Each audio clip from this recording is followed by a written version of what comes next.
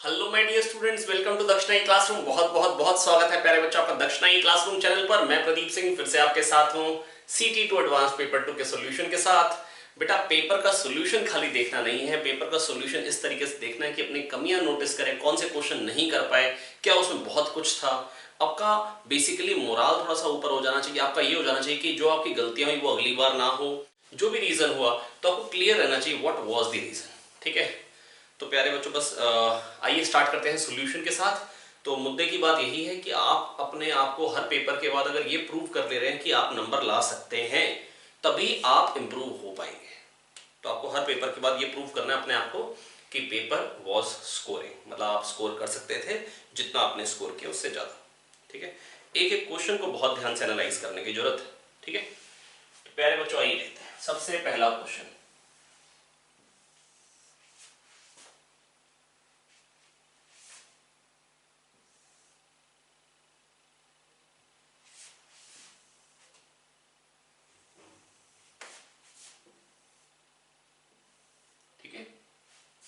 ये क्वेश्चन है, ये एक वेज है, इसके ऊपर एक ब्लॉक है।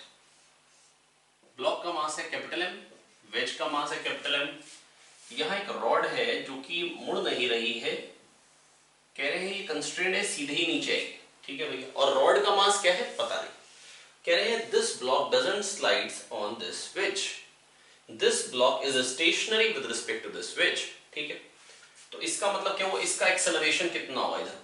बेटा ये हम ये वाली बात तुमको याद रहती है कि अगर कोई वेज है जो कि एक्सेलरेट कर रहा है, मान लीजिए इधर को, तो इस फ्रेम में अगर कोई ब्लॉक स्टेशनरी है, इस फ्रेम में, इसके फ्रेम में अगर कोई ब्लॉक स्टेशनरी है तो कब होगा, जब एम ए इधर को आएगा, एम जी नीचे को आएगा। ठीक है, ये 30 डिग्री एंगल है, तो m a cos 30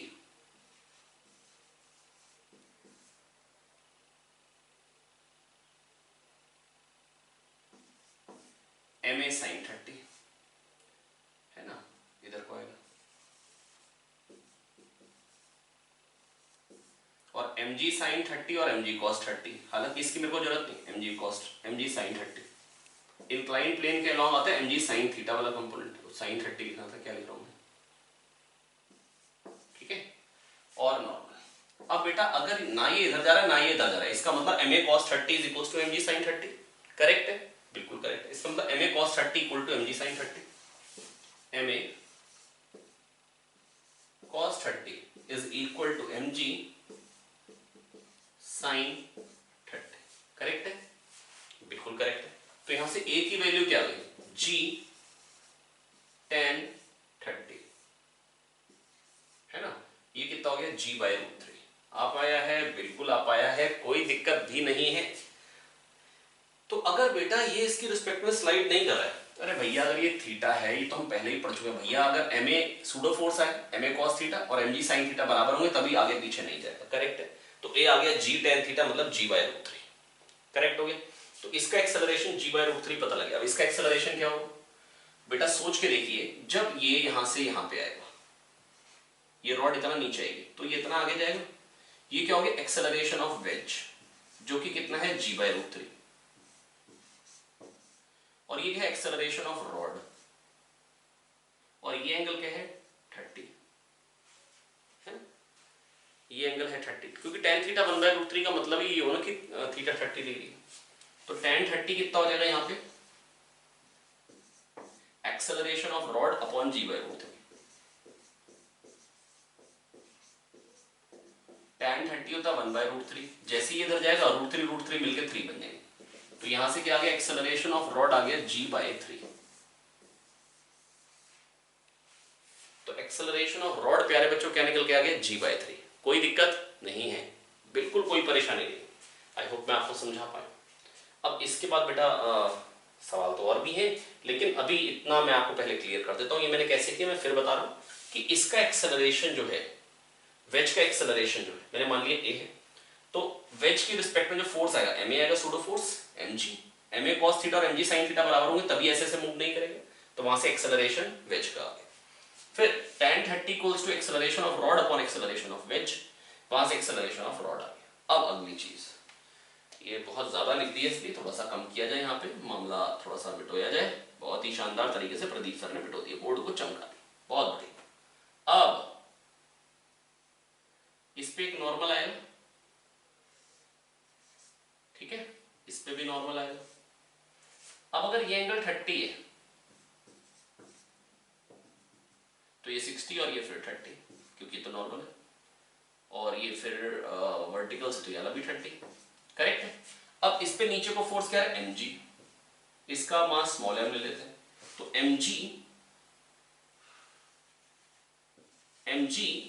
minus n cos 30, minus n cos 30 मतलब n√3/2 is equals to mass into acceleration of rod, correct है, बिल्कुल करेक्ट है। एक्सेलरेशन ऑफ रॉड क्या है, g/3, एक्सेलरेशन ऑफ रॉड अभी मैंने निकाला था g/3, पूरा यहाँ पे पुट कर दीजिए। mg माइनस mg/3 कितना हो जाएगा, 2/3 mg, बहुत शानदार, बराबर n√3/2, करेक्ट है, बिल्कुल करेक्ट। तो n की वैल्यू क्या आ गई, n की वैल्यू क्या आ गई, n की वैल्यू आ गई 4/3√3 mg। अब इन दोनों सिस्टम पे मिला के total external force x direction में क्या है, वो ये n sin 30, that is n/2, n sin 30। अब ये मैं कहूं कि इसमें n डैश है, तो वो n डैश का एक इधर को कंपोनेंट है, इधर को कट दें, तो n/2 minus n dash cos theta plus n dash sin theta, मतलब जो भी वो कट जाएगा, मतलब n/2 minus n dash cos theta plus n dash sin theta, जो भी आएगा वो कट जाएगा, मेरे को उससे मतलब ही नहीं। n/2 हो गया इन दोनों पे मिला के total external force in x direction. अगर एक मास पे टोटल फोर्स कंसीडर करो तो बराबर मास इनटू एक्सेलरेशन, दो मास पे लूंगा तो F1 प्लस F2 का टोटल फोर्स है ये, क्योंकि n/2 माइनस n डैश का कंपोनेंट प्लस n डैश का कंपोनेंट, ये दोनों पे मिला के टोटल एक्स डायरेक्शन फोर्स आ गया बराबर m1 plus m2 into a, 2m into acceleration of veg. Acceleration of veg अभी बताया था g/√3, पुट कर दिए, तो n क्या आ गया 4mg/√3। अब ये n की वैल्यू जो आई है, जो n की वैल्यू आई वो यहां पे डाल दीजिए, 4mg/√3 टाइम 4g गया, 4g गया, तो कैपिटल स्मॉल m क्या आ गया, थ्राइस ऑफ कैपिटल M।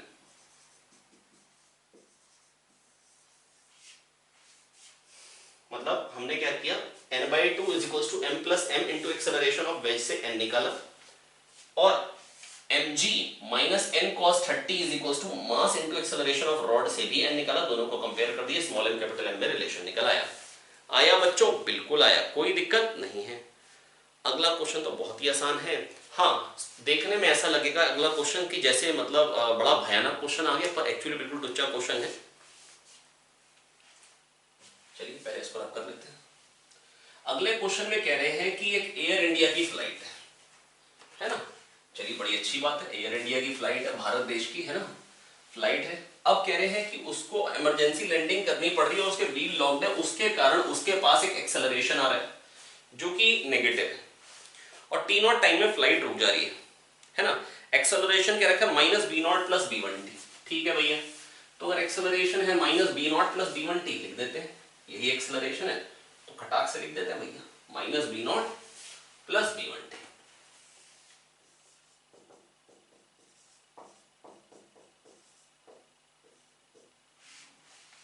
ठीक है, तो मैं बस बेटा आपको ये कहना चाह रहा हूं, हॉरिजॉन्टल स्पीड कितनी है ये बताना, t0 टाइम में फ्लाइट रुकी। बेटा एक्सेलरेशन जितना नेगेटिव है, एक सेकंड में जो वेलोसिटी में चेंज आता है that is known as acceleration. तो ये एक्सेलरेशन नेगेटिव है क्योंकि b0 b1 दोनों पॉजिटिव है, ये तो t = 0 पे 0 है, तो जितना ये एक्सेलरेशन नेगेटिव है, और अगर एक्सेलरेशन का मैं ग्राफ बनाऊं तो किस तरीके का है, ऐसा नेगेटिव, तो t0 टाइम मान लो कहीं यहां पे, तो a dt छोटा छोटा एरिया होता है, और ये नेगेटिव आ रहा है, बता रहा है चेंज इन वेलोसिटी, नेगेटिव बता रहा है कि वेलोसिटी डिक्रीज हो रही है, हाँ यही होना चाहिए। और कितने से वेलोसिटी डिक्रीज हुई है बेटा, जो भी इनिशियल वेलोसिटी थी उतने से ही तो डिक्रीज होगी। तो या तो आप a dt का इंटीग्रेशन कर दो, a dt हो गया छोटा सा चेंज इन वेलोसिटी, उसका इंटीग्रेशन कर लो, -b0 प्लस b1t dt 0 से t0, ये क्या आ गया -b0 t0 plus b1 t0 square by 2, इतना ये नेगेटिव आएगा, जितनी थी उतने से ही तो डिक्रीज होगी। चेंज इन वेलोसिटी क्या होगी बेटा, अगर 10 से 0 हुई तो चेंज कितना है 0 -10 -10, तो इनिशियल वेलोसिटी क्या होगी -10 या negative of change in velocity. बेटा मेरी बात सुनिए, वेलोसिटी मान लो 10 थी और 0 हुई तो चेंज कितना आया 0 -10, तो इनिशियल वेलोसिटी थी कितनी इसकी नेगेटिव, तो यह है change in velocity. A dt है छोटा सा चेंज इन वेलोसिटी, उसका इंटीग्रेशन 1 सेकंड में जो चेंज आता है वेलोसिटी में that is known as acceleration. इसका नेगेटिव होगा initial velocity that is v0 t0 plus minus minus b1 t0 square by 2। Clear है, बिल्कुल क्लियर है। ये इनिशियल वेलोसिटी हुई, ये क्या होगी प्यारे बच्चों इनिशियल वेलोसिटी। अब बताना है डिस्प्लेसमेंट कितनी हुई, ठीक है भैया। अब इसी t0 टाइम में डिस्प्लेसमेंट भी बताना, बिल्कुल बताएंगे। किसी t टाइम पे बेटा, किसी t टाइम में वेलोसिटी में चेंज कितना आएगा बेटा, a dt, बेटा ये बेसिकली dv बाई dt है, dv equals to minus b0 dt plus b1 t dt integration, जब टाइम 0 था वेलोसिटी ये थी। इसको u कह दो एक बार, इस क्वांटिटी को चलिए यही लिख देते हैं, b0 t0 minus b1 t0 square by 2। बस बेटा ये थोड़ा सा डिफरेंट रहता है कि अगर मतलब डिफरेंस रहता है कि अगर आप सामने बैठे हो तो इसी क्वेश्चन को करने के शॉर्ट ट्रिक्स थोड़े से ना ज्यादा अच्छे बताए जा पाते हैं, पर सामने ना हो तो ऐसा थोड़ा सा हम तरीका यूज करने की कोशिश करते हैं कि आप आराम से समझ जाए, ठीक है। तो किसी t टाइम पे वेलोसिटी क्या आ जाएगी, मान लो v, तो v की वैल्यू क्या आ जाएगी b0 t0 minus b1 t0 square by 2 minus b0 t plus b1 t square by 2। Clear है। अब बेटा डिस्टेंस ट्रेवल्ड अगर बताना है तो v dt का ही तो इंटीग्रेशन करना है, v dt का ही तो इंटीग्रेशन करना है, कहां से कहां तक 0 से t0 तक। अब अगर ये इंटीग्रेशन आप ना कर पाए तो बेटा पाप लगेगा, सच कह रहे हैं, है ना। तो बेटा ये इंटीग्रेशन आप लोग आई होप कर लेंगे, ठीक है। चलिए नेक्स्ट क्वेश्चन, क्वेश्चन नंबर 21। तो अगला क्वेश्चन क्या है, कह रहे स्प्रिंग है ए से कंप्रेस था, फाइनली बी पे इलोंगेट होके रुक गया, बी पे इलोंगेट होके रुक गया। तो बताना क्या है, बताना है कोफिशिएंट ऑफ फ्रिक्शन। बेटा देखो, अगर आपका कलम चल रहा है मेरे सॉल्यूशन लिखने के साथ साथ तो आप समझते जा रहे हैं और आपके सुनने का कोई फायदा हो रहा है, पर अगर मेरा खाली लिखना हो रहा है, अगर मैंने आंसर तक नहीं पहुंचा, अगर आप भी आंसर तक नहीं पहुंच रहे तो बेटा मेरा काम तो पूरा हो गया पर आपका काम पूरा नहीं हो रहा। और अगर मैं आंसर तक पहुंचाता चला जाऊं तो मेरा काम पूरा हो जाएगा पर आपका काम कभी भी पूरा नहीं होगा। आपको आंसर तक खुद पहुंचना होगा बेटा, खुद अगर नहीं करेंगे तो कोई फायदा नहीं होगा, है ना। तो बच्चों मैं बस आपको इतना कहना चाह रहा हूं, ये इनिशियली स्प्रिंग जो था ए से कॉम्प्रेस्ड था, फाइनली बी से इलोंगेट होके यहां के रुक गया, ठीक है, बिल्कुल ठीक है। तो अब ए डिफॉर्मेशन से बी डिफॉर्मेशन हो गया, है ना। तो जो डिक्रीज इन पोटेंशियल एनर्जी होती है वही वर्क डन होता है, तो स्प्रिंग का वर्क डन क्या हो जाएगा, हाफ के A square minus B square. Correct है, बिल्कुल करेक्ट है। और फ्रिक्शन का वर्क डन कितना है, फ्रिक्शन लगातार बेटा इधर को ही लगेगा, म्यू एम जी, सॉरी बहुत ही खराब लिख दिया, म्यू एम जी। और डिस्प्लेसमेंट कितनी, ए प्लस बी, डिस्प्लेसमेंट इधर को ही है, फ्रिक्शन इधर को है, एफ एस कॉस 180, तो minus mu M G A plus B.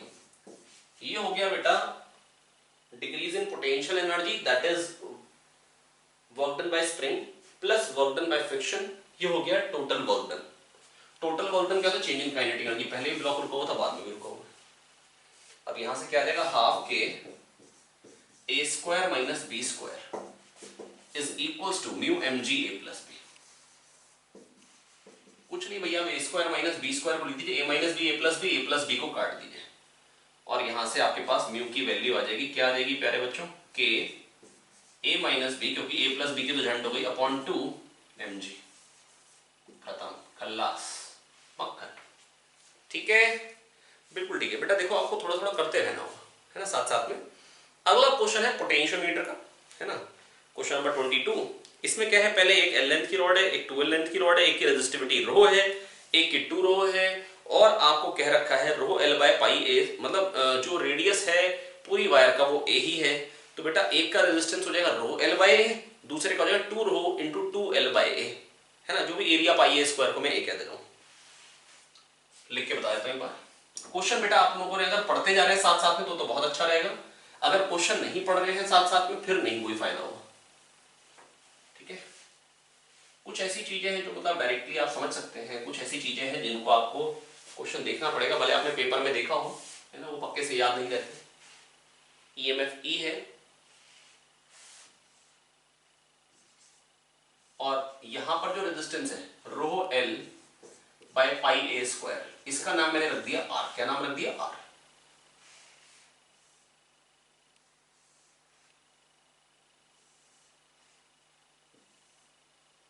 ये रो एल है ना, और ये 2 रो और 2 एल, तो बेटा इसका रेजिस्टेंस हो जाए rho L by pi A square. फिर से आप 2 रो इंटू 2 रहे, 2 रो एल बाय ए करोगे तो 2 इंटू 2 4 हो जाएगा, ये 4 आर है, ठीक है। तो अब इनकी जरूरत नहीं, मैंने जिसको आर कहा है उसके हिसाब से लिख दे रहा हूं। अब यहां से मैंने क्या लिया, एक सेल लिया ई डैश, गैल्वेनोमीटर। कह रहे हैं नल पॉइंट जो आ रहा है प्यारे बच्चों, नल पॉइंट आ रहा है mid of the longer wire, mid of the longer wire पे, तो ई डैश बताएं, ठीक है। पहली चीज mid of the longer wire मतलब 2R रेजिस्टेंस तक, आधी वायर का रेजिस्टेंस क्या है 2R, बाकी आधी वायर का 2R और ये R 3R, तो बेसिकली मैं कह सकता हूं ये 3R और ये भी 3R, ठीक है। मैं इसका अगर इक्विवेलेंट सर्किट डायग्राम बनाऊं ये मिड पॉइंट तक के लिए, तो ये एक E है,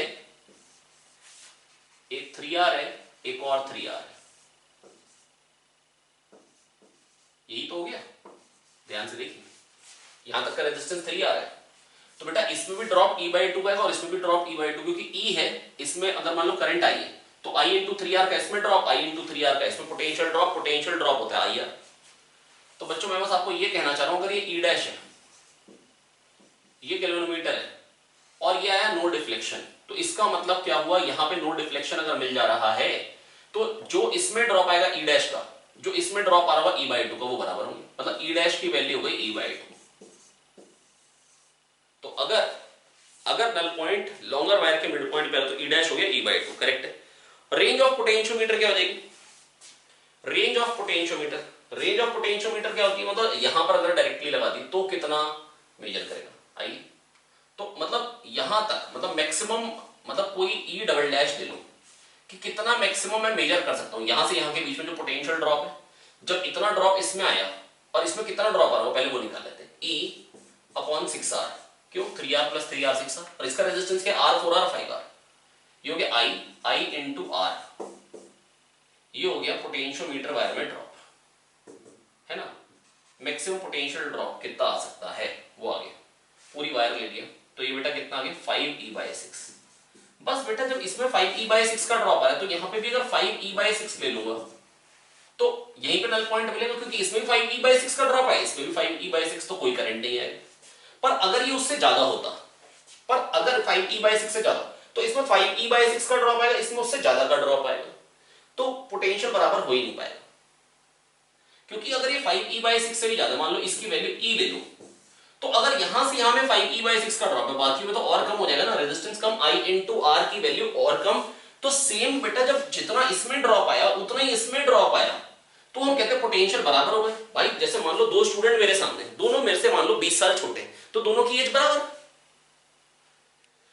तो अगर ये एक कॉमन पॉइंट है, यहां से यहां में जो पोटेंशियल ड्रॉप आया, यहां से यहां में वही पोटेंशियल ड्रॉप आएगा, तभी तो पोटेंशियल बराबर होंगे, तभी पोटेंशियल डिफरेंस जीरो होगा, तभी इसमें करंट जीरो होगा। तो मैक्सिमम कितना मेजर कर सकता है पोटेंशियोमीटर की, जो हम बोलते हैं कि रेंज होती है, वो क्या होती है बेटा, जो पोटेंशियोमीटर वायर में ड्रॉप आ रहा है पोटेंशियल ड्रॉप, उससे ज्यादा वो मेजर नहीं कर सकता। करेक्ट है, बिल्कुल करेक्ट है। नेक्स्ट फिर से करंट इलेक्ट्रिसिटी का क्वेश्चन है, ये तो बहुत ही आसान क्वेश्चन है। V = E - IR, जानते हैं डिस्चार्जिंग में जो करंट आता है ना, बना रहा हूं जरा एक मिनट।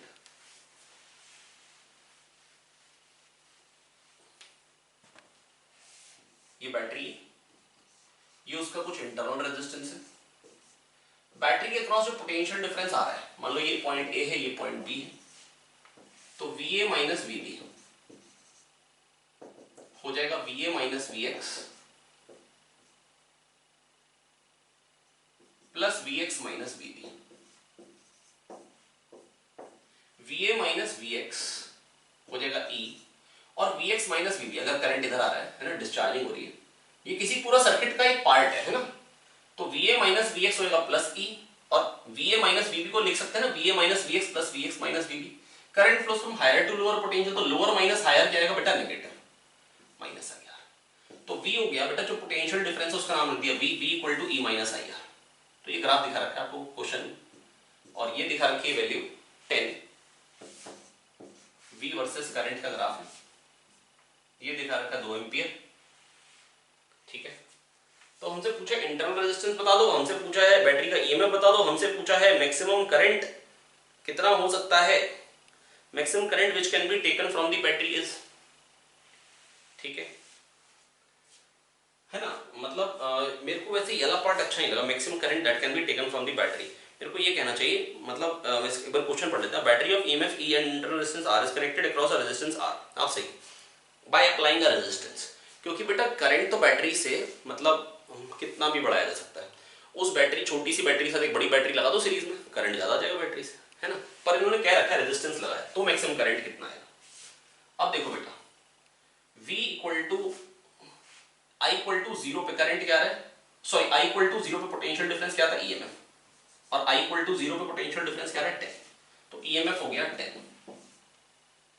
अब बेटा अगर इसके क्रॉस एक रेजिस्टेंस लगा रहे हैं, तो बेटा पोटेंशियल डिफरेंस 0 पता कब आएगा, VA माइनस VB को मैं I इंटू कैपिटल R भी तो कह सकता हूँ, VA माइनस VB को मैं I इंटू कैपिटल R भी कह सकता हूँ, और इसकी वैल्यू 0 कब आएगी, जब ये R 0 हो जाए, R को 0 लगा दो। अच्छा, जब R 0 है तो करंट है, तो ही मैक्सिमम करंट होगा, क्योंकि जब रेजिस्टेंस मिनिमम हो गए तो करंट मैक्सिमम होगा, तो मैक्सिमम करंट कितना कितना मिल सकता है, 2 एम्पियर। करेक्ट हो गया, बिल्कुल करेक्ट हो गया। और जब EMF 10 वोल्ट आ गया और 0 रेजिस्टेंस पे करंट कितना आ गया प्यारे बच्चों, 2 एम्पियर, क्योंकि बेटा अगर करंट 2 एम्पियर पे पोटेंशियल डिफरेंस 0 आ रहा है, potential difference VA minus VB को I इंटू कैपिटल R भी कह सकते हो, 0 कब आएगा, जब R 0 होगा। R 0 है तो करंट 2 एम्पियर है, तो EMF 10 वोल्ट निकाल चुका था, रेजिस्टेंस निकालना है बेटा, V इक्वल टू IR लगा दीजिए, E equal to IR, E क्या हो गया 10 बराबर I इंटू R, R कितना आ गया 5 ओम। तो ये आ गया internal resistance of the cell. ये क्या आ गया प्यारे बच्चों, internal resistance of the cell आया। बिल्कुल बिल्कुल ही आसान क्वेश्चन था, बिल्कुल मक्खन। चलिए बढ़ते हैं इसी के साथ अगले क्वेश्चन की तरफ, है ना। अगले क्वेश्चन में क्या है, एक कार है जो कि v स्पीड से r रेडियस पे घूम रही है ना अभी, और उसकी स्पीड बढ़ रही है, मतलब टेंजेंशियल एक्सेलरेशन उसका a है। ठीक है भैया, एक तो कह रहे हैं म्यू की वैल्यू जो है वो a बाई जी से बड़ी होगी, छोटी, कुछ ऐसा सा पूछ रहे हैं, और दूसरा पूछ रहे हैं फ्रिक्शन फोर्स। बेटा देखो, अगर ये कार है, ब्यूटीफुल कार, ये ऐसे सर्कुलर मोशन में, तो बेटा देखो यहां पर एक चीज है बेटा, अगर एम की बॉडी v स्पीड से r रेडियस पे घूम रही है, तो सेंटर की तरफ को कुछ ना कुछ फोर्स चाहिए होगा, mv स्क्वायर बराबर, सेंटर की तरफ को इतना फोर्स चाहिए ही चाहिए। और अगर स्पीड बढ़ रही, स्पीड बढ़ने का भी रीजन क्या होगा, फ्रिक्शन, तो ma आगे को भी फोर्स चाहिए, और दोनों जो ग्राउंड के अलाउंग जो खाली और खाली एक ही चीज है बेटा, फ्रिक्शन। तो ये दोनों फ्रिक्शन के कंपोनेंट्स हैं। फ्रिक्शन का एक कंपोनेंट सेंट्रीपिटल फोर्स प्रोवाइड करेगा, है ना, जैसे अगर भाग रहे तो ग्राउंड को पुश भी करेगा, तो स्पीड भी बढ़ाने का काम फ्रिक्शन करेगा, और फ्रिक्शन ही है जिसके कारण वो सेंट्रीपिटल फोर्स आ पाएगा, जिसके कारण वो घूम पाएगा। तो फ्रिक्शन के दो कंपोनेंट होंगे, एक जो सेंट्रीपिटल फोर्स प्रोवाइड करेगा, और एक जो टेंजेंशियल फोर्स ma प्रोवाइड करेगा। करेक्ट है, बिल्कुल करेक्ट है। तो magnitude of friction force on the car is greater then mv square over r। Magnitude of friction force is greater then mv square over r। Yes, friction का एक component है, मान लो ये थीटा है, तो f cos थीटा ही खाली mv square over r है। बिल्कुल सही बात है, friction mv square over r से बड़ा होगा, बिल्कुल सही बात है। फ्रिक्शन ma से भी बड़ा होगा, क्योंकि फ्रिक्शन का एक कंपोनेंट ma, ये बेटा इस ट्रायंगल में हाइपोटेन्यूज है, तो बेटा हाइपोटेन्यूज तो लॉन्गेस्ट साइड होती है, फ्रिक्शन तो ma से भी बड़ा होगा। और फ्रिक्शन की मैक्सिमम वैल्यू क्या होती है, म्यू n, और n क्या है इस केस में, हॉरिजॉन्टल ग्राउंड पे म्यू mg, तो म्यू mg हो सकता है मैक्सिमम वैल्यू। तो फ्रिक्शन मेरी बात सुनिए ध्यान से, फ्रिक्शन म्यू एम जी जो होगा वो एम ए से भी बड़ा ही होना चाहिए। तो mu is greater than equal to A by G, मतलब friction basically M we square और आर से बड़ा होगा, फ्रिक्शन एम ए से बड़ा होगा, तो फ्रिक्शन ए बाई जी से म्यू जो है वो ए बाई जी से बड़ा आएगा या बराबर। तो ए बाई जी से छोटा नहीं हो सकता, ये तो क्वेश्चन कह रहा है सी ऑप्शन।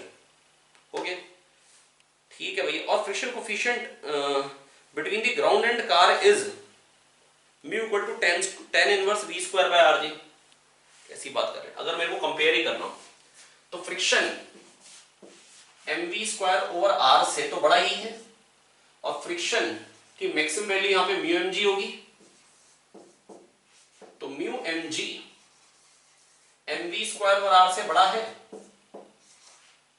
पूछा क्या था, कोफिशिएंट ऑफ फ्रिक्शन, अच्छा इसके टर्म में, तो mu is greater than v square over r g. अब ये कह रहे हैं mu is equal to tan inverse v square over r g. कैसी बात कर रहे हैं बेटा, मेरी बात सुने ध्यान से, टेन इन म्यू अगर v square over r g से बड़ा है तो tan inverse v square over r g से बड़ा ही होगा। अब बेटा देखो मैथ्स में आप पढ़ते हैं चीजें, अगर कोई चीज है x y equal to x, tan inverse x तो ऐसा आता है ना, टेन इनवर्स ले लो तो वैल्यू और कम हो जाती है। तो अगर कोई चीज 5 से बड़ी है तो वो चीज 2 से तो बड़ी होगी। आया, बिल्कुल आया है ना। थोड़ा सा मैथ्स भी थी इसमें, इसलिए थोड़ा सा आपको हो सकता है अटपटा लगे। एक आध बार और सुनिए, थोड़ा सा मैथ्स की चीजों को रिकॉल करिए, पक्का समझ पाएंगे। लेकिन साथ में लिखेंगे, साथ में फील करने की कोशिश करेंगे, तभी हो पाएगा। एक एक क्वेश्चन का सॉल्यूशन, मेरी बात मानिए, दो बार सुनिए। ये क्वेश्चन बहुत ही प्यारा क्वेश्चन है ना। अगला क्वेश्चन तो बिल्कुल लल्लू क्वेश्चन है। At distance 5 centimetre and 10 centimetre outer from the surface of a uniformly charge solid sphere, the potential are 100 volt and 75 volt respectively. Okay, choose the correct option. अरे बिल्कुल ही आसान क्वेश्चन, आइए देखते हैं। इलेक्ट्रोस्टैटिक्स का क्वेश्चन आ रहा है आपके सामने।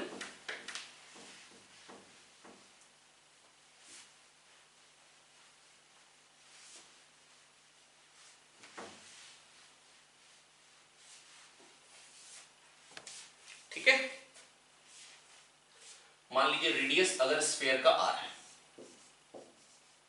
अब 5 सेंटीमीटर ऊपर निकल जाओ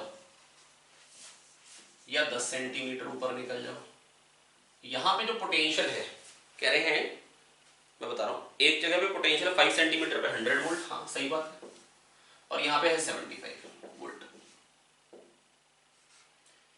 बेटा ये इसका 3/4 है, 3/4 ऑफ 100 इज 75। और पोटेंशियल आउटसाइड होता क्या, अगर डिस्टेंस r पे लिखूंगा पोटेंशियल तो होता है kq बाय r।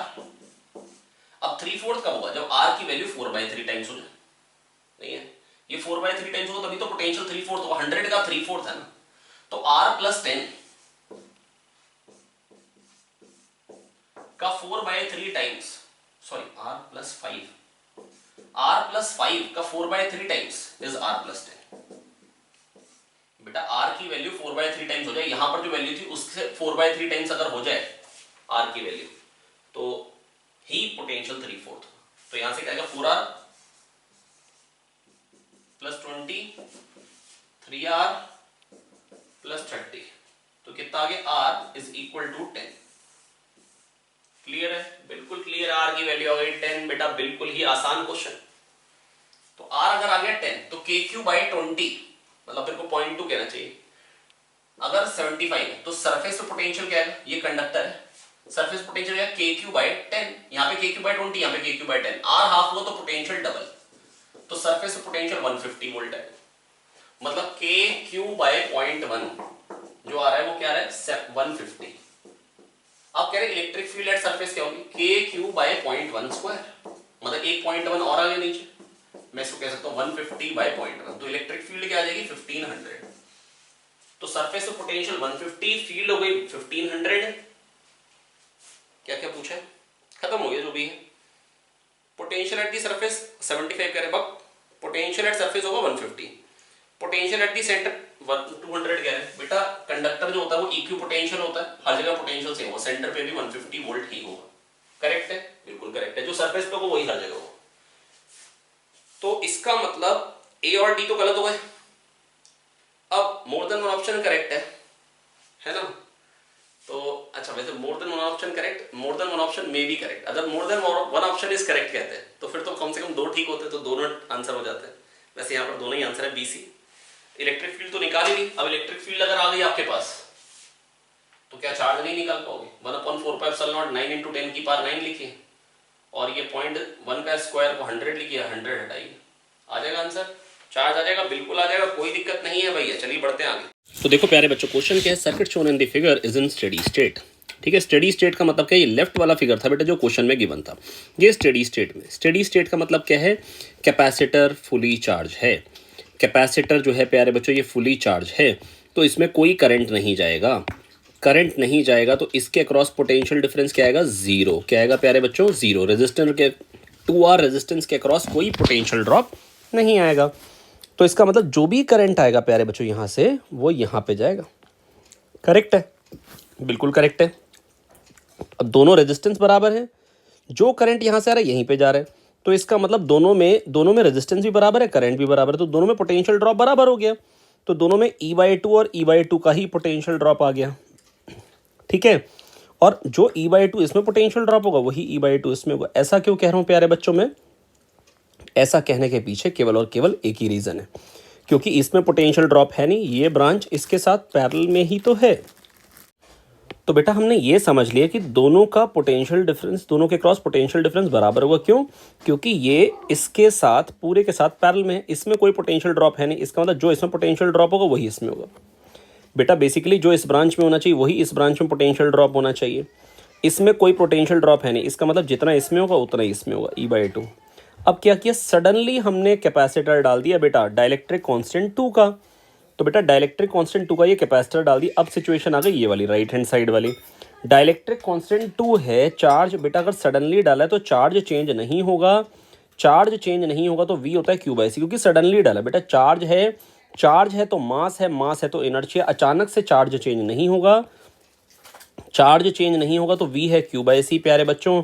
अगर V Q/C है, C को आपने अचानक से कर दिया डबल, क्योंकि C की वैल्यू होती है KA/ε0/d, है ना। K को आपने 2 कर दिया, तो इसका मतलब क्या है, आपने कैपेसिटेंस डबल कर दिया तो पोटेंशियल डिफरेंस हाफ कर दी। तो जो पहले E/2 था वो क्या हो जाएगा, E/4 हो जाएगा। करेक्ट है, बिल्कुल करेक्ट है। अब बेटा यहाँ का E/4 हो गया, पोटेंशियल डिफरेंस चेंज हो गया, तो सर्किट अचानक से चेंज हो गया। अब सर्किट में अब ये पूरा फुली चार्ज नहीं रह गया, क्योंकि इसके क्रॉस पोटेंशियल डिफरेंस E/2 नहीं है, E/4 है। तो इसका मतलब इसमें भी करंट आएगा। तो अब कंडीशन चेंज हो गई। अब मान लो यहाँ पे 0 वोल्ट है, ठीक है, यहाँ पे अगर यहाँ 0 वोल्ट है और इसके क्रॉस E/4 का पोटेंशियल ड्रॉप है, तो यहाँ पे तो E/4 हो ही गया। ये E वोल्ट की बैटरी है, तो यहाँ पे ऑटोमेटिकली E वोल्ट हो गया। अब यहीं का पोटेंशियल नहीं मालूम है x, अगर ये पता होता, अगर यहाँ का पोटेंशियल x पता हो तो इसमें करंट E-x/R से आ जाएगा, इसमें करंट x-E/4/2R से आ जाएगा, है ना। 2R में जो करंट होगा प्यारे बच्चों, जो 2R रेजिस्टेंस में जो करंट आएगा वो क्या आएगा बेटा, जो इसके क्रॉस पोटेंशियल डिफरेंस है upon resistance. Potential difference upon resistance होता है करंट। इसमें जो करंट आएगा वो x-0/R से आ जाएगा। बस अब x निकालना है, तो x कैसे निकालेंगे, x पे नोडल एनालिसिस लगा देंगे। वो क्या होता है बेटा, x-E/R plus x-0/R plus x-E/4/2R। बेटा x आ गया तो हर एक ब्रांच में करंट आ जाएगा, and this is the solution to the problem. तो बेटा करना क्या है, इस पे नोडल एनालिसिस लगाना है। कैसे लगेगा, x-E/R plus x-0/R plus x-E/4/2R equal to 0। यहाँ से x आ जाएगा, x पता लग गया तो हर एक ब्रांच में करंट पता लग जाएगा, पोटेंशियल डिफरेंस पता लग जाएगा, तो पोटेंशियल डिफरेंस अपॉन रेजिस्टेंस से करंट पता लग जाएगा। बेटा अगर हर एक पॉइंट का पोटेंशियल मालूम हो गया तो पोटेंशियल डिफरेंस नहीं मालूम चल जाएगा, x-E/4 जैसे इसके क्रॉस अपॉन 2R करंट आ जाएगा। इसमें आया, बिल्कुल आया, कोई दिक्कत नहीं है। दूसरा कॉन्सेप्ट क्या यूज़ किया था, अचानक से अगर कैपेसिटर डाला, know the capacitor is suddenly field. Suddenly डालने से क्या होता है, चार्ज चेंज नहीं होता, ये कांस्टेंट रहेगा, C डबल हो गया, तो पोटेंशियल डिफरेंस जो E/2 था वो E/4 हो जाएगा, इसलिए डी ऑप्शन भी करेक्ट हो गया। करेक्ट है, बिल्कुल करेक्ट है। क्वेश्चन नंबर 27 के लिए मैं कहूंगा कि आप सुरेंद्र सर ने आपको पढ़ाया सेंटर ऑफ मास, इनका पर्टिकुलर वाला लेक्चर देख लीजिए कि अगर दोनों तरफ फोर्स लगाते हैं, एक तरफ लगाते हैं, तो मैक्सिमम डिफॉर्मेशन कितना आता है। अगर आप वो लेक्चर देख लेंगे तो ये पर्टिकुलर क्वेश्चन आपको बहुत अच्छे से क्लियर हो जाएगा। ये पर्टिकुलर एक सेट पैटर्न का क्वेश्चन है जो सर ने आपको थ्योरी में करा रखा है ना। मतलब आपको 2-3 तरीके से सर ने क्वेश्चन कराए थे। एक को वेलोसिटी दे दी तो मैक्सिमम इलॉन्गेशन कितना आएगा, दोनों को दे दी तो कितना आएगा, है ना, दोनों पे फोर्स लगा दिए तो कितना आएगा, है ना। ये वाला लेक्चर बेटा ये काफी इंपॉर्टेंट है, मेरी रिक्वेस्ट है कि आप लोग पक्का से देख लें। हालांकि इस क्वेश्चन के लिए ऐसा नहीं है कि आपको सारा ज्ञान होने की जरूरत है, इस क्वेश्चन के लिए तो आपको कॉमन सेंस भी होगा तो भी चलेगा, है ना, लेकिन वो पर्टिकुलर लेक्चर बड़ा इंपॉर्टेंट है, वो आप जरूर देख लेंगे। इस क्वेश्चन के लिए तो मैं केवल और केवल वो बताने वाला हूं जिससे क्वेश्चन सॉल्व हो जाए।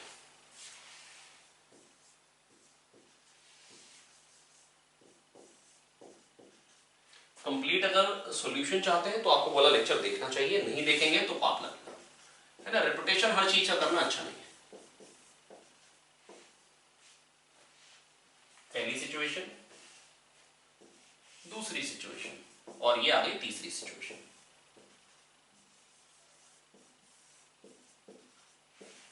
ठीक है, बिल्कुल ठीक है। फोर्स एफ लगा रहे तीनों पे बराबर, कह रहे मैक्सिमम, मान लो इसमें मैक्सिमम कंप्रेशन x1 आएगा, इसमें x2, इसमें x3, बस यही पूछा है कि रेशियो क्या होगा, मतलब इंक्रीजिंग ऑर्डर में लगा दो, बस यही है कि किस में ज्यादा है। बेटा देखो, अगर पहले वाला मास हल्का हो तो वो तेज भागेगा और आगे वाला हैवी हो तो वो भागेगा कम, तो इसलिए दब ज्यादा जाएगा। पर अगर पहले वाला सबसे ज्यादा भारी हो और आगे वाला हल्का हो तो ये हल्के भागेगा और उसकी तेज भागने की टेंडेंसी, तो ये दब नहीं पाएगा। तो x2 जो है प्यारे बच्चों वो सबसे कम आएगा और सबसे ज्यादा आएगा x3 और x1 है बीच का।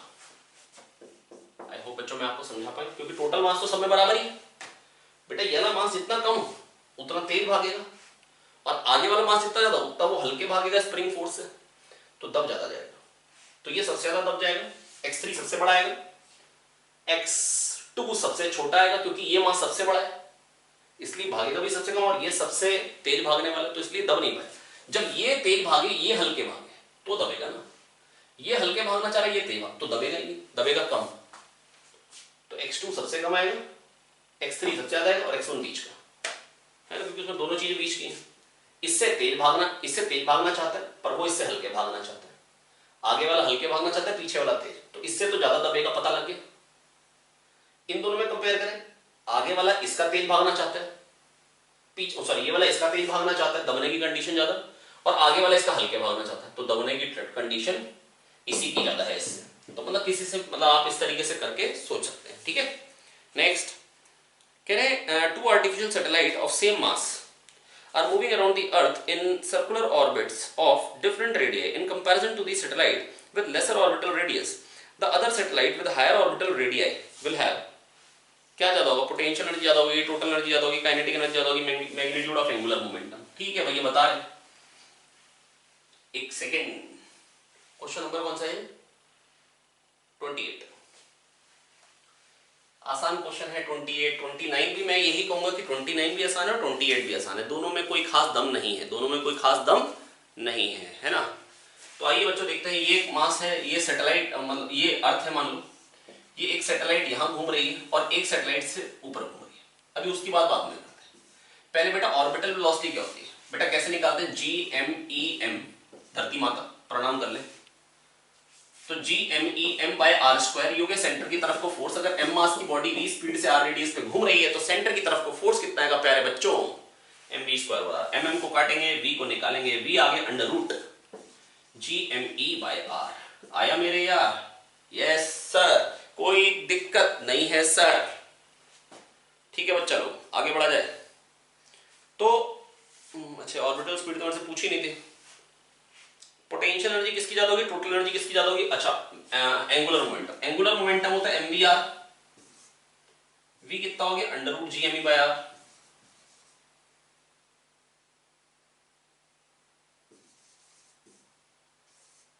इनटू r, ये कटेगा ऊपर अंडर रूट r, तो जिसका r ज्यादा होगा उसका एंगुलर मोमेंटम ज्यादा होगा। तो कौन सी बात सही होगी? डी ऑप्शन सही हो गया। अच्छा टोटल एनर्जी और पोटेंशियल एनर्जी, बेटा अगर अट्रैक्शन वाली चीजें दूर होती तो पोटेंशियल एनर्जी ज्यादा होती, सही बात है बेटा। टोटल एनर्जी होती है हाफ ऑफ पोटेंशियल एनर्जी और पोटेंशियल एनर्जी होती है -GMEM/r। नेगेटिव तो होगी पर जिसका r ज्यादा है उसका मैग्नीट्यूड कम हो जाएगा। एक के -1 मार्क्स आएंगे मान लो और एक के -10, तो ज्यादा कौन है? उसका। तो अगर आधा भी कर दूंगा तो भी क्या ज्यादा है? सिंपल सी बात है, अट्रैक्शन वाली चीजें दूर तो पोटेंशियल एनर्जी ज्यादा। और अगर ऐसे देखना -GMEM/r फॉर्मूले से तो भी समझ लो नेगेटिव है, और जिसकी डिनोमिनेटर कम है उसकी वैल्यू ज्यादा होगी। वैल्यू ज्यादा का मतलब क्या हो गया, नेगेटिव में वैल्यू ज्यादा का मतलब क्या हो गया, कम। तो इसकी पोटेंशियल एनर्जी कम है, इसकी ज्यादा है, और उसी की हाफ है टोटल एनर्जी, उसी की हाफ है टोटल एनर्जी। तो टोटल एनर्जी इसकी ज्यादा है, इसकी कम है। करेक्ट है, बिल्कुल करेक्ट है। वैसे ही बोलते हैं इलेक्ट्रॉन अगर छोटे रेडियस पे तो एनर्जी कम है, ज्यादा रेडियस के लिए एनर्जी ज्यादा देनी पड़ती है। तो बेटा ग्रेविटेशन तो बिल्कुल एनालॉगस ही है। चलिए बढ़ते हैं आगे। अगला बेटा करंट इलेक्ट्रिसिटी का लल्लू क्वेश्चन आपके सामने, लल्लूएस्ट क्वेश्चन, एक्चुअली लल्लू नहीं लल्लूएस्ट। आइए देखते हैं क्वेश्चन नंबर 29। बहुत शानदार तरीके से देखिए प्रदीप सर ने बोर्ड को रब कर दिया, ये बहुत शानदार तरीके से चौका। ठीक है भैया, आइए देखिए बैक्टीरिया, बैक्टीरिया इंटरनल रेजिस्टेंस 1 ओम, बहुत शानदार। बैक्टीरिया इंटरनल रेजिस्टेंस 1 ओम, बहुत शानदार। 3 ओम, 2 ओम, 8 ओम, 2 ohm, 8 ohm, 2 ohm, 2 ohm, आगे 2 4 2, मतलब आगे भी 8 है, खत्म करना है, चलो लिख देते हैं 2 4 2। अब बेटा ध्यान से देखो, ये टोटल रेजिस्टेंस कितना हो गया, 8 ओम। सही गलत, अरे हम बता रहे सही होगा ना भैया, 8 ओम हो गया। 2 4 6 2 8, फिर 8 8 का पैरेलल में 4, फिर 2 4 6 2 8, 8 8 का पैरेलल में 4। तो यहां पर यहां तक मतलब पूरे का मिलके क्या आ गया 4। चलिए बना देते हैं।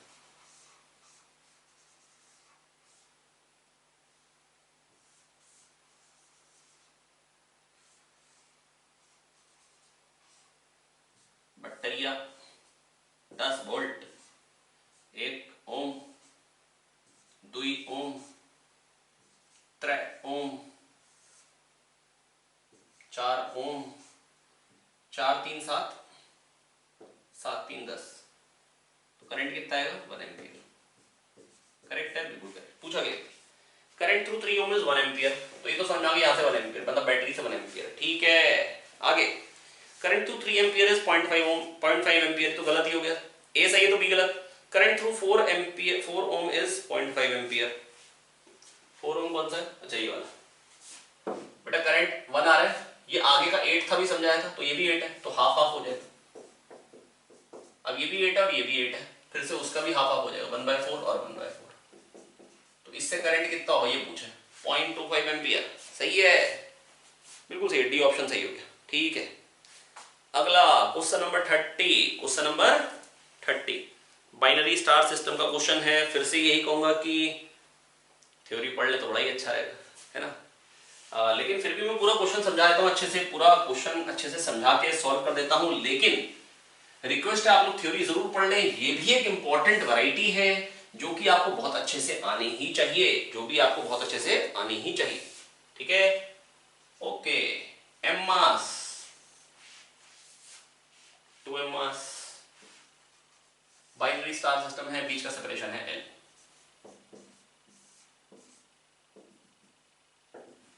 बाइनरी स्टार सिस्टम बेटा जब घूमता है तो किसके अबाउट घूमता है, सेंटर ऑफ मास के अबाउट, याद है, क्योंकि टोटल फोर्स सिस्टम पे 0 है।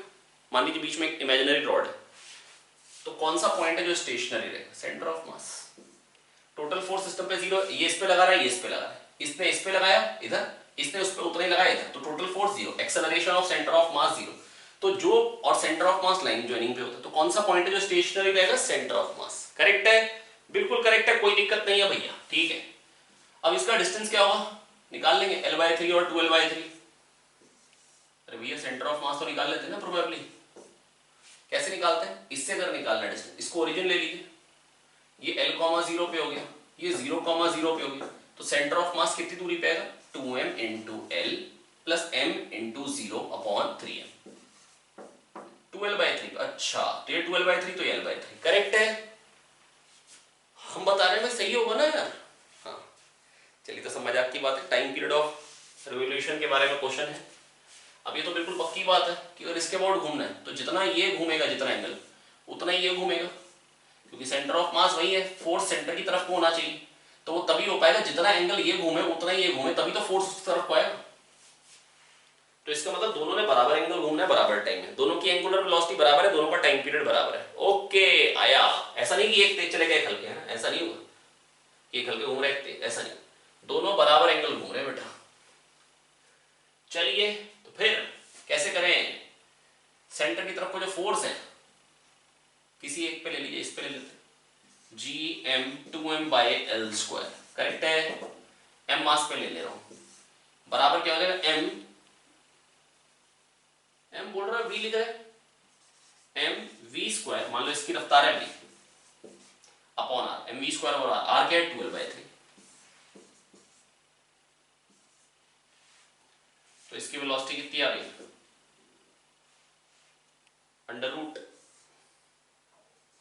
√4/3 Gm/L, ठीक है, बिल्कुल ठीक है। अब टाइम पीरियड निकालना, तो टाइम पीरियड क्या होगा 2πr/v, तो टाइम पीरियड होगा 2πr, 2π 12/3 अपॉन v, v कितना आ रहा है, √4/3 Gm/L।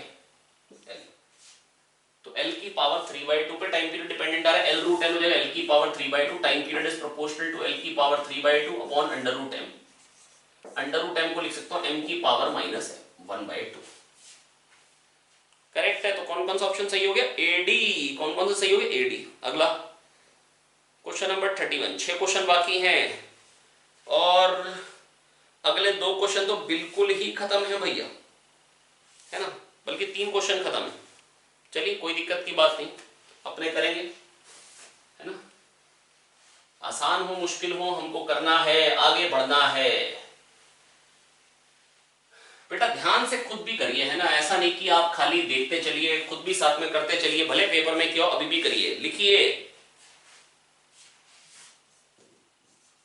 AT+BT² + C, dimensional formula का क्वेश्चन है, कह रहे हैं ABC आर कांस्टेंट, कह रहे dimension of C are same as those of C। का डायमेंशन किसके बराबर है, X। बेटा सेम डायमेंशन की चीज ऐड कर सकते हैं, और 2 हाथी 3 हाथी 4 हाथी ऐड होके क्या बनेंगे, 9 हाथी। डायमेंशन तो इसकी भी वही होगी, तो x का डायमेंशन AT का डायमेंशन BT² का डायमेंशन सेम होगा। और साथ में एक एक्स्ट्रा चीज पूछिए, क्या BC²/A² के बराबर भी होगा क्या? बेटा देखो मेरी बात सुनो, अगर x L है तो A हो गया LT-1, B हो गया LT-2, C हो गया L। चेक कर लो, B LT-2, C² L² bye A² LT-1 का स्क्वायर, काटे T-2 काटे, अरे L, हाँ सही आ गया। तो BC²/A² का डायमेंशन भी क्या है, L, दैट इज C का डायमेंशन के बराबर। करेक्ट है, यस बिल्कुल करेक्ट है, ठीक है। चलो फिर बढ़ते हैं आगे। In an experiment with a lens the data for the object distance u and image distance v were collected, which of the following graphs will be linear. Linear कौन कौन से होंगे, अरे भाई 1/v - 1/u = 1/f, कह रहे 1/v versus 1/u, मतलब इसको x कह दो और इसको y कह दो, तो x - y = ये कांस्टेंट हो गई, तो लीनियर इक्वेशन आ गई। हाँ ये तो लीनियर होगा ही होगा, ये तो स्ट्रेट लाइन बनेगी बनेगी। तो 1/v वर्सेस 1/u का तो लीनियर होगा ही होगा। 1/v वर्सेस u, इसको v, 1/v को x कह दिया, माइनस u को y कह दिया, इज इक्वल्स टू 1/f। तो बेटा x is inversely proportional to y, hyperbola आएगा, रेक्टेंगुलर, गलत। v वर्सेस u का तो मालूम ही रेक्टेंगुलर हाइपरबोला होता है यार। 1/v माइनस, अगर इसका जो ग्राफ बनता हो तो रेक्टेंगुलर हाइपरबोला बेटा मालूम होता है हमको, है ना। नेक्स्ट v/u वर्सेस v, चलिए v/u, तो v से पहले मल्टीप्लाई कर लेते हैं, 1 हो गया माइनस v/u हो गया, इज इक्वल्स टू v/f। तो इस क्वांटिटी को x कहना है, इसको y कहना है, तो 1 - y is equals to x/f। ये भी लीनियर है, ये भी स्ट्रेट लाइन है, तो कौन कौन सा सही हो गया, AC। कौन कौन सा सही हो गया प्यारे बच्चों, AC, करेक्ट है। चलिए बढ़ेंगे आगे। 33, ये भी एक आसान क्वेश्चन ही है, मतलब बेसिकली अभी आगे तो आसान क्वेश्चन ही है, शुरुआत में एक आधी अच्छा क्वेश्चन था बस, ज़्यादा मुश्किल पेपर नहीं है, पर ऐसा समझिए कि हाँ थोड़ा सा डरावना हल्का सा क्वेश्चन लगेंगे, बिल्कुल लगेंगे, है ना। तो आईआईटी भी ऐसे ही रहता है, थोड़े थोड़े क्वेश्चन डरावने भी लगते हैं और कुछ कुछ क्वेश्चन दिखने में आसान भी होते हैं। बढ़े आगे, बिल्कुल बढ़ते हैं भैया, क्या करेंगे रुक के, लेकिन पहले मिटवाएंगे, बिकॉज मिटोना इन नीड इज अ मिटोना in need, I have many मिटोनास।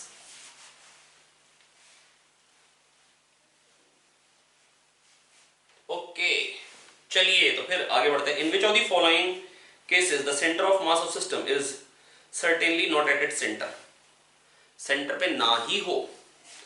A body whose density continuously increases, बेटा अगर रॉड है, सॉरी रॉड जिसकी डेंसिटी बढ़ती जा रही, मतलब यहाँ पे कम मास है, यहाँ पे ज्यादा है, इस पार्ट में और ज्यादा है, इस पार्ट में और ज्यादा है, इस पार्ट में और ज्यादा है, इस पार्ट में सबसे ज्यादा है, तो बेटा सेंटर ऑफ मास तो इससे इधर ही होगा, सेंटर पे हो ही नहीं सकता। A rod whose density continuously decreases, इधर से चले जाओ तो डिक्रीज कर रही, तो भी इधर होगा, सेंटर पे नहीं होगा। कह रहे is necessarily not at it centre, तो ए और बी दोनों ऑप्शन में नॉट एट इट सेंटर हो गया, क्योंकि बेटा एक तरफ से बढ़ रही है और दूसरी तरफ से घट रही है, एक ही चीज तो हो गई यार। A rod whose density decreases from right to left and then increases, right से लेफ्ट आने में डिक्रीज कर रही, 6 5 3, फिर इंक्रीज कर रही 3 5 6, हाँ अब सेंटर में हो सकता है, तो नॉट एट इट सेंटर वाला केस नहीं है। अगले वाले में कह रहे हैं इंक्रीज कर रही है सेंटर तक जाने तक और फिर डिक्रीज कर रही, 1 2 3 3 2 1, तो सेंटर पे हो सकता है ना, सिमेट्रिक हो गया ना, सेंटर पे आ सकता है सेंटर ऑफ मास, इस रॉड का भी सेंटर ऑफ मास सेंटर पे हो सकता है। ठीक है, तो आंसर क्या होगा, ए बी, क्या होगा ए बी। अगला क्वेश्चन नंबर 34, 35 और 36, ये अब आ गए मैट्रिक्स मैच, बिल्कुल ही मक्खन क्वेश्चन है। कैसे क्वेश्चन है, मक्खन, पर ऐसा नहीं कि रोटी ले और मतलब रगड़ ले कि we want to eat butter roti, है ना, तो ऐसा नहीं करेंगे। आसान क्वेश्चन है, मतलब कैसा क्वेश्चन है, आसान, और वैसे भी वो क्या बोले इंग्लिश में, आसान क्वेश्चन इन नीड इज आसान question indeed, and there are really very आसान questions in J advance also, है ना। तो बेटा आसान क्वेश्चन रहते हैं जे एडवांस में भी, बस आपको ढूंढने होते हैं और उनको कर लेना होता है। मुश्किल क्वेश्चन भले छूट जाए कोई दिक्कत नहीं, आपका सिलेक्शन आराम से हो जाता है, आपको अच्छी रैंक मिल जाती है। ठीक है, अगर मुश्किल भी कर ले जाए तो फिर कह रही क्या, पर आसान ढूंढ के कर लेना बहुत बढ़िया, मुश्किल देख के खाली डर जाना बेकार है। चलिए तो फिर बढ़ते हैं क्वेश्चन नंबर 34 पे, बढ़े। हाँ भैया रुक के भी क्या करेंगे ना भैया, आइए देखते हैं क्वेश्चन नंबर 34। ओके, पहला ये पार्ट है, ये ए है, μ1 μ2, और कह रहे μ2 μ1 से बड़ा है, μ2 μ1 से बड़ा है। अगर μ2 μ1 से बड़ा है ना, तो μ2 μ1 से बड़ा होगा तो क्या होगा बच्चों, मेरी बात सुनो बेटा, राहुल बात सुनो ध्यान से, μ2 अगर μ1 से बड़ा है तो 1/f क्या होता है, μl upon μs minus 1, μl upon μs minus 1, 1/r1 minus 1/r2, है ना, ये होता है। तो बेटा ये 1/r1 माइनस 1/r2 तो वही का वही है। अगर μs बड़ा होगा μl से तो कंडीशन उल्टी हो जाती है प्यारे बच्चों, क्या हो जाती है, कंडीशन उल्टी, है ना, मतलब कॉन्वेक्स बन जाता है डाइवर्जिंग और कॉन्केव बन जाता है कन्वर्जिंग। वैसे भी ऐसा क्यों होना चाहिए, क्योंकि बेटा ये प्रिज्म होता है, इसका काम क्या होता है, रे को कन्वर्ज करना, टक टक टक, ये नॉर्मल है ना, थोड़ी नॉर्मल जैसी नहीं लग रही, कन्वर्ज करना, फिर अवे फ्रॉम नॉर्मल, क्योंकि रेयर में जा रहा, अगर ये डेंसर हुआ तो, पर अगर मान लो ये रेयर होता फिर क्या होता है, ये इधर फेंक देता, तो बेस की तरफ तो तब फेंकता ना जब खुद डेंसर हो, तो बेस की तरफ तो तब फेंकते खुद डेंसर हो, नहीं तो अवे। अब यहां पर तो ये खुद रेयर है तो अवे जाएगा, तो ये कैसा बन जाएगा, डाइवर्जिंग, और फोकल लेंथ क्या हो जाएगी, नेगेटिव, ऑप्टिकल पावर क्या हो जाएगी, नेगेटिव, तो पावर नेगेटिव क्यों हो गया, और फोकल लेंथ नेगेटिव, अरे भैया पावर नेगेटिव तो फोकल लेंथ नेगेटिव ही होगी ना यार, मतलब P के साथ तो T होना ही चाहिए ना, सॉरी Q के साथ तो T होना ही चाहिए ना, सही बात है, और P के साथ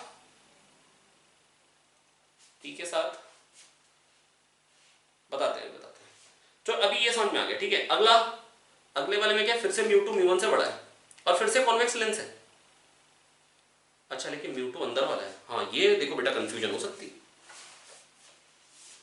ये कंफ्यूजन हो सकती है प्यारे बच्चों। ऐसा दे रखा भी म्यू टू अंदर वाला है, म्यू वन बाहर वाला है और mu two greater than mu one है प्यारे बच्चों। अरे देखो बेटा ये समझना पड़ेगा ध्यान से ना, म्यू टू अगर म्यू वन से बड़ा है, mu two is greater then mu one, mu one, तो अब तो बेटा ये वही सिंपल हो गया ना, अब तो कॉन्वेक्स ही रहेगा, अब तो मतलब कन्वर्जिंग ही रहेगा, फोकल लेंथ पॉजिटिव होगी, ऑप्टिकल पावर पॉजिटिव होगी, focal length positive, optical power positive, system will converge a parallel beam of light incident on it, ये भी सही बात है। तो PRS 3 सही होगा भाई, कितने सही होगा 3। अगला अब कॉन्केव आ गया, करें बिल्कुल करेंगे, उसको क्यों छोड़ेंगे।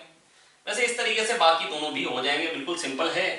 तो आपको बेटा बस इतना ही समझना था यार, है ना, ये समझ लेंगे तो बाकी दोनों अब कुछ बचा नहीं ना। आइए देखिए, चलिए बताए थे, ये कॉन्केव है, बिल्कुल सही बात है। अब ये है कॉन्केव, अब इसमें क्या कर रखा है, म्यू टू जो है वो म्यू वन से छोटा है, ओके। फिर कंडीशन उल्टी कर दी, सराउंडिंग है म्यू वन और म्यू वन बड़ा है, सराउंडिंग अगर डेंसर है तो फिर क्या हो जाएगा, डाइवर्जिंग लेंस क्या बन जाएगा, कन्वर्जिंग, क्या बन जाएगा, कन्वर्जिंग।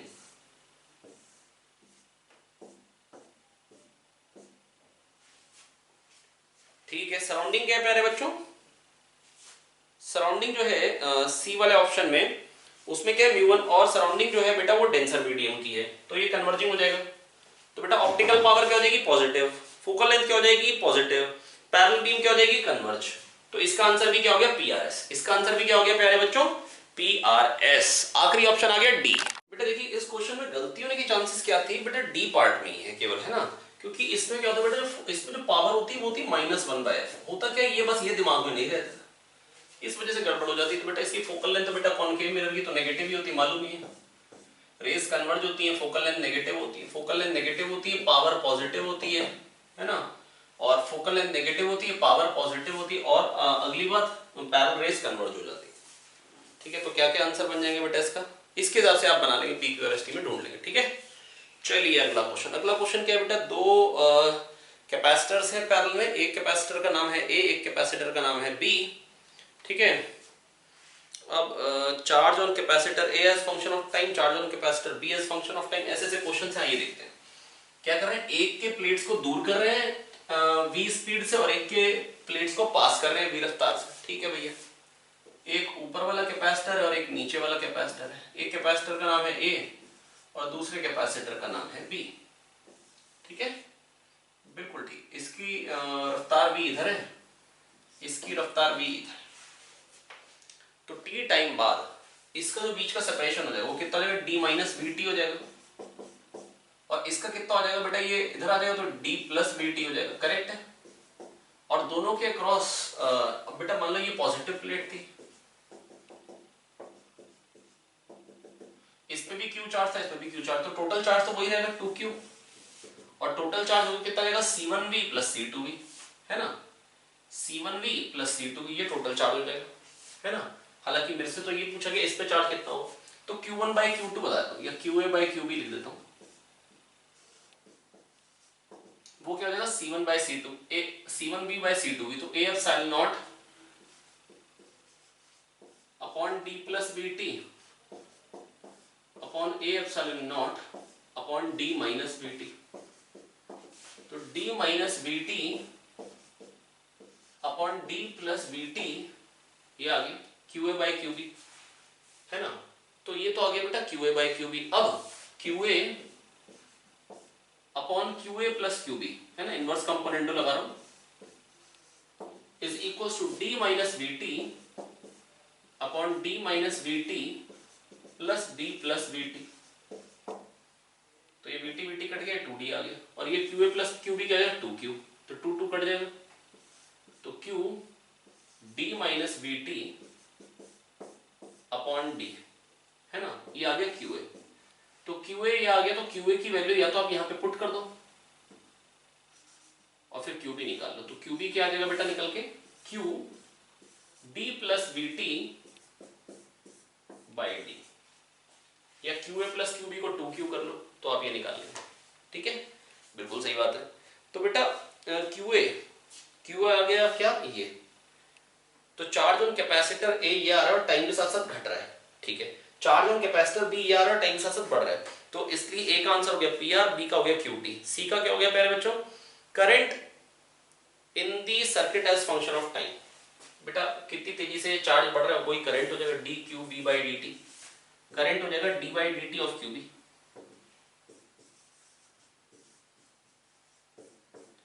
ये कितना बन जाएगा प्यारे बच्चों, Q बाई डी, और D प्लस वी टी का डिफरेंशियल करूंगा तो D का डिफरेंशियल 0 हो जाएगा, VT का भी आ जाएगा, बस आगे QV बाई डी। तो करंट हो गया प्यारे बच्चों QV by D which is constant, तो C का हो गया S। Ratio of electrostatic potential energy in A to that in B, ये तो बिल्कुल बकवास है बेटा। इलेक्ट्रिक पोटेंशियल एनर्जी का रेशियो बताना है, ठीक है, बताया था, ये देखिए UA बाई UB, दोनों के क्रॉस पोटेंशियल डिफरेंस हमेशा बराबर है क्योंकि दोनों पैरेलल में हैं, half CA square upon half CB B square. बस बेटा ये करना था, खत्म हो गई कहानी यार। अब इसके बाद हम एक शब्द भी ना लिखें, कट गए। CA क्या हो जाएगा, A epsilon not upon D plus VT, तो D minus VT upon D plus VT आ जाएगा। A epsilon not by D, A epsilon not by D, तो D minus VT upon D plus VT, correct है, बिल्कुल correct है, कोई दिक्कत नहीं है भैया। चलिए बढ़ते हैं आगे। अगला क्वेश्चन टाइम पीरियड ऑफ, अगला क्वेश्चन फिर से एक मैट्रिक्स मैच टाइप है बेटा, एक सैटेलाइट अर्थ के अराउंड घूम रही है, उस पर क्वेश्चन है, बहुत ही आसान क्वेश्चन है ये भी। चलिए आइए देखते हैं लास्ट क्वेश्चन इस पेपर का, बहुत ध्यान से देख लेते हैं, चीजें क्लियर हो जाएंगी बहुत क्लियरली, है ना, और बढ़िया हो जाएगा। आइए फटाफट से करते हैं ये क्वेश्चन को। Time period of revolution of satellite, time period of revolution बेटा जो होता है, अगर मान लो धरती माता है ना, धरती माता है, माता है तो प्रणाम करेंगे, धरती माता की जय हो। ये सैटेलाइट है, घूम रही है, तो इसकी ऑर्बिटल स्पीड कैसे निकालते हैं बेटा, सेंटर की तरफ को जो फोर्स आता है GME बाय आर स्क्वायर, उसको mv स्क्वायर और r के बराबर कर दीजिए, यहां से v निकाल लीजिए, कितना आ गया under root GME by r। Time period कितना आ जाएगा, टाइम पीरियड हो जाएगा 2 पाई r बाय v, तो 2 पाई r बाय v क्या under root GME by r, तो क्या आ जाएगा 2 पाई r की power 3/2 upon under root GME। ठीक है भैया, time period of satellite is independent of mass of satellite, yes mass of satellite के इंडिपेंडेंट है, सही बात है। Independent of radius of orbit, नहीं रेडियस ऑफ ऑर्बिट तो डिपेंडेंट है। Dependent on mass of earth, yes ये बात सही, मास ऑफ अर्थ पे डिपेंड कर रहा है time period. Independent of mass of अर्थ नहीं, डिपेंडेंट सही तो इंडिपेंडेंट गलत है ना यार। Independent of radius of satellite, बेटा रेडियस ऑफ ऑर्बिट और रेडियस ऑफ सैटेलाइट अलग अलग चीज है, सैटेलाइट का रेडियस, सैटेलाइट का ऑर्बिट का रेडियस, है ना, तो सैटेलाइट का रेडियस कहीं इक्वल नहीं, तो टी भी सही हो गया। तो PRT orbital speed of satellite वो ये रही, किस पे डिपेंड है, अर्थ के मास पे डिपेंडेंट है और रेडियस ऑफ ऑर्बिट पे डिपेंडेंट है ना, और रेडियस ऑफ सैटेलाइट के इंडिपेंडेंट है, सेम PRT आ गया। Total mechanical energy, total mechanical energy बेटा क्या होती है, minus GME by 2r। Total energy is half of potential energy, तो ये किस पे डिपेंडेंट है, मास ऑफ अर्थ पे, मास ऑफ सैटेलाइट पे और रेडियस ऑफ ऑर्बिट पे। मास ऑफ अर्थ पे डिपेंडेंट है ऐसा कोई ऑप्शन है ही नहीं। Independent of mass of satellite गलत हो गया, independent of radius of orbit ये भी गलत हो गया, डिपेंडेंट ऑन मास ऑफ अर्थ ये सही हो गया, आर सही हो गया। इंडिपेंडेंट ऑफ मास ऑफ अर्थ ये भी गलत हो गया, independent of radius of satellite ये सही हो गया, RT सही होगा, ठीक है। अगला magnitude of gravitational field at centre of satellite, इसके सेंटर पे gravitational field GME by r square. अरे आप देख रहे हैं ना, किसके मास ऑफ सैटेलाइट के इंडिपेंडेंट है, मास ऑफ अर्थ पे डिपेंडेंट है, रेडियस ऑफ ऑर्बिट पे डिपेंडेंट है, क्योंकि मास ऑफ सैटेलाइट के इंडिपेंडेंट ही होगी क्योंकि इसके सेंटर पे, इसके कारण तो फील्ड जीरो होगी, जो भी होगी अर्थ के कारण ही होगी। बोलो आया, कोई दिक्कत नहीं है, पेपर हुआ खत्म, बधाई हो। अब आप क्या कर सकते हैं, आराम से सो सकते हैं ना, किस किस को कोसिए किस किस को रोइए, आराम बड़ी चीज है, मुंह ढक के सोइए, ठीक है। तो अच्छा, ये मजाक की बात है बेटा, बड़े लक्ष्य को आपने अपना लक्ष्य बनाया है, बड़ी चीज को लक्ष्य बनाया है, तो बेटा बड़ी मेहनत लगेगी, तो बड़ी मेहनत करनी है, अगले पेपर में अच्छे मार्क्स लेके आने। सोचिए कि क्यों कम मार्क्स आए हैं। अगर आप ये नहीं सोच रहे हैं तो आपको पेपर देने का कोई फायदा नहीं होगा। ठीक है, कैसे मार्क्स बढ़ सकते हैं सबसे अच्छा आप ही जानते हैं अपने बारे में। तो फटाक से एनालाइज करिए पेपर को, है ना। कोशिश करिए पेपर का प्रिंट लीजिए और एक एक क्वेश्चन पे लिखिए क्या ये किया जा सकता था या नहीं। ठीक है, जो भी आपकी कैटेगरी हो, अगर आप जनरल हैं तो क्या मतलब जनरल की जैसे कट ऑफ आप ये मान के चलिए ना 40% पे IIT मिल जाता, 40% मार्क्स पे, है ना। और अगर SC/ST कैंडिडेट्स हैं, मैं मेरे को इसलिए बता रहा हूँ ताकि आपके पास डेटा रहे, है ना। तो अगर 80 नंबर के आसपास आ रहे हैं टोटल में तो भी आपको IIT मिल जाएगा आराम से, है ना। तो आपको ये पता होना चाहिए कि और जनरल और OBC में कोई खास फर्क नहीं, EWS में कोई खास फर्क नहीं है। ठीक है, तो मतलब आपको ये पता होना चाहिए कि अगर आप कैसा परफॉर्म कर रहे हैं तो कैसा रहेगा, है ना। तो ये मैंने आपको हल्का सा अंदाजा दे दिया है। तो बाकी बेटा आपको करना क्या बेटा, बढ़िया से मेहनत करनी ताकि अगला पेपर आप अच्छा करें। ठीक है, तो बढ़िया मेहनत करते रहें, पढ़ते रहें, आगे बढ़ते रहें। कीप वर्किंग हार्ड प्यारे बच्चों, ऑल दी बेस्ट। मुलाकात होती है अगली क्लास में, बाय बाय, है ना। अब आगे हमारा चैप्टर चालू होने ही वाला है, SHM आप पढ़ेंगे हमारे से, है ना, तो वो देखते हैं हम। ठीक है, तो चलिए बाकी बढ़िया पढ़ते रहिए, मेहनत करते रहिए, आगे बढ़ते रहिए। ऑल दी बेस्ट प्यारे बच्चों।